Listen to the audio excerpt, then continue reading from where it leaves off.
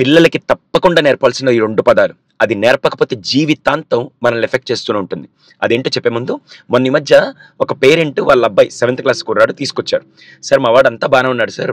చదువులో గాని మిగతా అంతా బానే ఉంది గాని, అసలు మా వాడికి డబ్బు వరకు మాత్రం అసలు బ్రాండెడ్ లేకుంటే వాడు యాక్చువల్‌గా పెట్టుకున్న వాచ్ అవన్నీ చూస్తుంటే షర్ట్ కొనాలన్నా బ్రాండెడే కావాలి. ఏ వస్తువు కొనాలన్నా మా స్థాయికి మించి వెళ్ళిపోతుంది సార్. ఏం చేయాలో అర్థం కావట్లేదన్నాడు.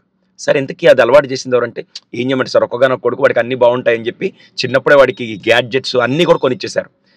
కానీ బాగా గుర్తుపెట్టుకోండి. చదువుతో పాటు ముఖ్యంగా నేర్పాల్సిన 2 పదాలు. ఒకటి స్పెండ్, రెండోది సేవింగ్ కానీ లేదా ఇన్వెస్ట్ అనే పదాలు పిల్లలకు ఖచ్చితంగా నేర్పాలి. అది కేవలం డబ్బు విషయంలోనే కాదండి.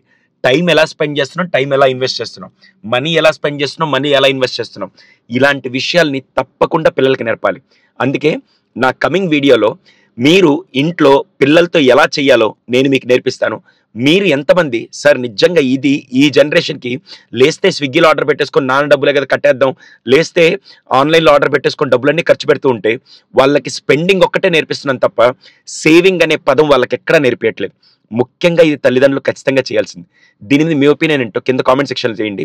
మీకు సార్ ఇప్పుడు పిల్లలకి స్పెండింగ్, ఇన్వెస్ట్ ఎలా నేర్పించాలి అని మీరు అనుకుంటే కింద నీడ్ అని చెప్పి టైప్ చేయండి. నేను నెక్స్ట్ వీడియో మీకొచ్చే కామెంట్స్‌ని బట్టి నేను ఆ వీడియో చేస్తానండి. మస్ట్ అండ్ షుడ్‌గా పిల్లలకి నేర్పాల్సింది మాత్రం ఇది.